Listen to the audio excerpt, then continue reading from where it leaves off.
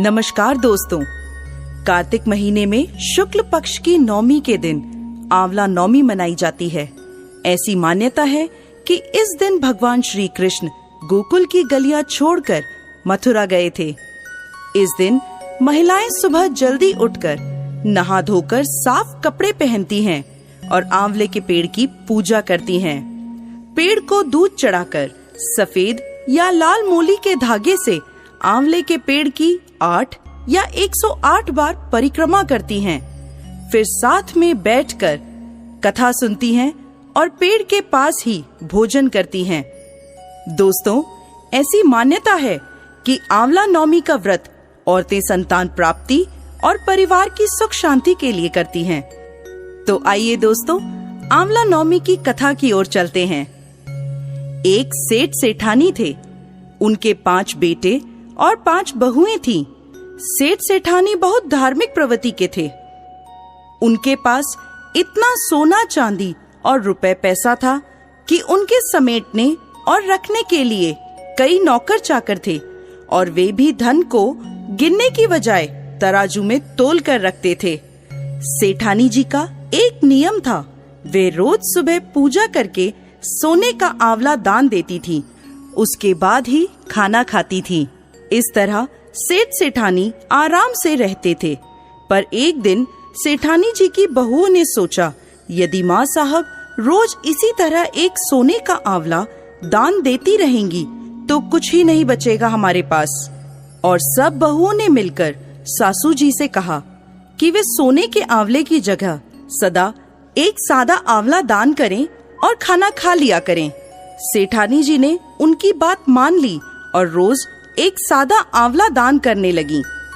पर कुछ दिन बाद उनकी बहुओं को सेठानी जी का सादा आंवला दान करना भी अखरने लगा और वे सासू जी को आंवला दान देने से मना करने लगी। तो सेठ जी और सेठानी जी बहुत दुखी हो गए और वे अपना घर छोड़कर निकल गए। सेठ जी सेठानी जी चलते चलते जंगल में पहुंच जाते हैं और उस दिन सेठानी जी ने आंवला दान नहीं दिया था, जिस कारण उन्होंने खाना भी नहीं खाया था। जंगल में पहुंचते पहुंचते रात हो जाती है। सेठानी जी और सेठ जी वहीं एक घने पेड़ के नीचे सो जाते हैं। सुबह उठकर वह देखते हैं कि जहां वह सोए थे वहां भगवान की कृपा से एक सोने के आंवले का पेड़ आ जाता है। सेठानी जी ने उस आंवले के पेड़ में से एक आंवला तोड़कर दान करा और फिर खाना खा लिया और वे दोनों वहीं अपने लिए घर बनाकर रहने लगे। धीरे धीरे सेठ जी का व्यापार बढ़ने लग जाता है और वापस उनके पास खूब धन दौलत आ जाती है और सेठानी जी फिर से रोज एक सोने का आंवला दान करने लग जाती हैं। इधर सेठ जी और सेठानी जी के घर से निकलते ही उनके बेटे और बहुओं में आपस में झगड़ा होने लगता है और इस कारण उनके व्यापार में घाटा होने लगता है और सारी पूंजी खत्म हो जाती है। उन्हें मजदूरी करने के लिए घर से निकलना पड़ता है। वह घूमते घूमते काम की तलाश में वहां पहुंच जाते हैं जहां सेठ जी और सेठानी जी रहते थे। वहां उन्हें सेठानी के सोने का आंवला दान करने की बात पता चलती है। तो वह एक बार अपने मन में सोचते हैं, कहीं ये हमारे माता पिता तो नहीं।